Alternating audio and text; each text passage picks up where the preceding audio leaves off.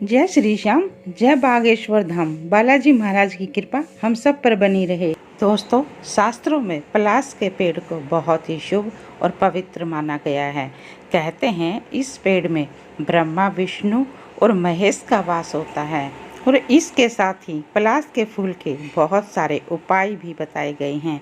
इन उपायों को करके आप बहुत सारी परेशानियों से छुटकारा पा सकते हैं।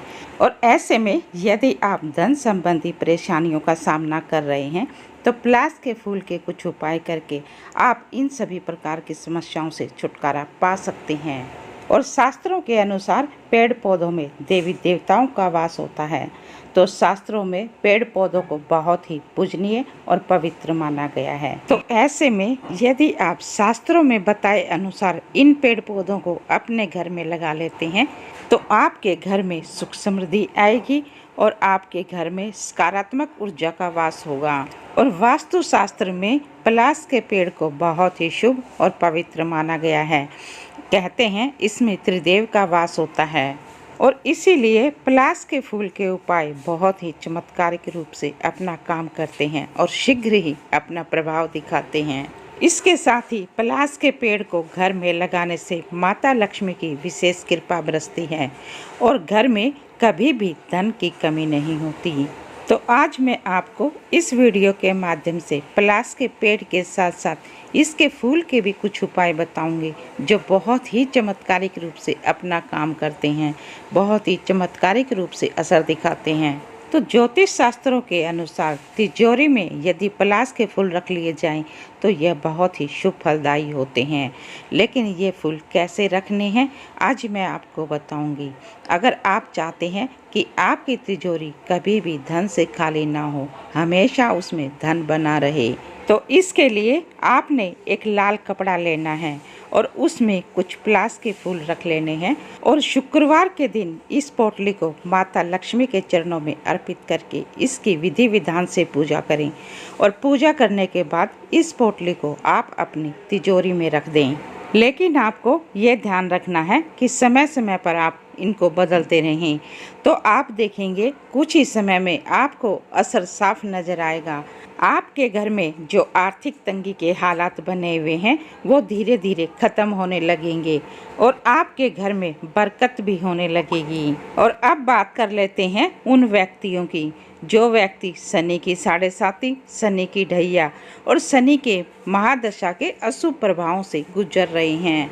तो शनि के अशुभ प्रभावों को कम करने के लिए आपको करना ये है, शनिवार के दिन किसी भी आप शनि मंदिर में चले जाएं और शनि देव को आप सरसों का तेल, काला तिल और पलाश के फूल अर्पित कर दें और वहां बैठकर शनि मंत्र का जप करें और साथ ही शनि चालीसा का भी पाठ करें।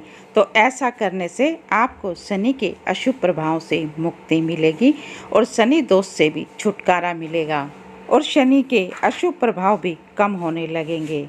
और अगर कोई व्यक्ति कुंडली में मंगल के अशुभ प्रभाव से गुजर रहा है, कुंडली में मंगल अशुभ प्रभाव दे रहा है, तो उसको करना ये है, बुधवार के दिन पलाश के पत्तों को इकट्ठा कर लें, कुछ पलाश के पत्ते इकट्ठा कर लें और फिर उसके चारों तरफ कुछ चावल फैला दें और इसके बाद उनके ऊपर कुछ पानी डाल दें। थोड़ा पानी डालकर इनकी विधि विधान से पूजा करें और अब इनको अपने घर में विधि विधान से स्थापित कर दें। ऐसा करने से आप देखेंगे कुंडली के अशुभ मंगल के प्रभाव कम होने लगेंगे और कुंडली के अशुभ मंगल के कारण आपको जो बात बात पर गुस्सा आता है वो भी शांत हो जाएगा। आपके सभी काम शांति पूर्वक होने लगेंगे। और यदि आपके घर में कलह कलेश का वातावरण बना हुआ है, बात बात पर लड़ाई झगड़े होते हैं, पारिवारिक सदस्यों में मतभेद बना हुआ है, तो इसके लिए आपको करना ये है, घर में सुख शांति के लिए शुक्रवार के दिन माता लक्ष्मी को सफ़ेद पलाश का फूल अर्पित करना चाहिए। ध्यान रखें, सफ़ेद पलाश का फूल ही अर्पित करना है और माता लक्ष्मी की विधि विधान से पूजा करनी है। तो अगर आप ऐसा करते हैं तो आपके घर में भी माता लक्ष्मी की कृपा से सुख शांति और समृद्धि का वास होगा और इस उपाय के करने से आपके घर में खुशहाली भी आने लगेगी, आपके घर में सुख शांति का माहौल बनने लगेगा। तो अब ये उपाय उनके लिए है जिनके घर में लंबे समय से बीमारी चली आ रही है।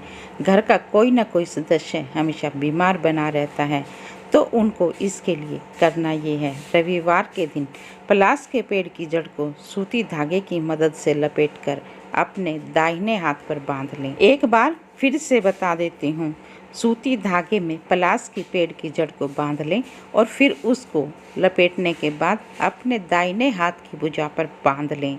ऐसा करने से बीमार व्यक्ति को जल्द ही आराम मिलने लगेगा और धीरे धीरे बीमारी दूर होकर व्यक्ति स्वस्थ होने लगेगा।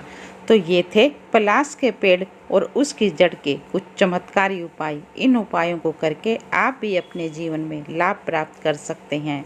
लेकिन दोस्तों, उपायों को करने से पहले भगवान के ऊपर पूर्ण विश्वास और श्रद्धा भाव का होना बहुत जरूरी है, तभी उपाय अपना असर दिखाते हैं। यदि आपको ये जानकारी अच्छी लगी हो तो वीडियो को लाइक और चैनल को सब्सक्राइब अवश्य कर दें।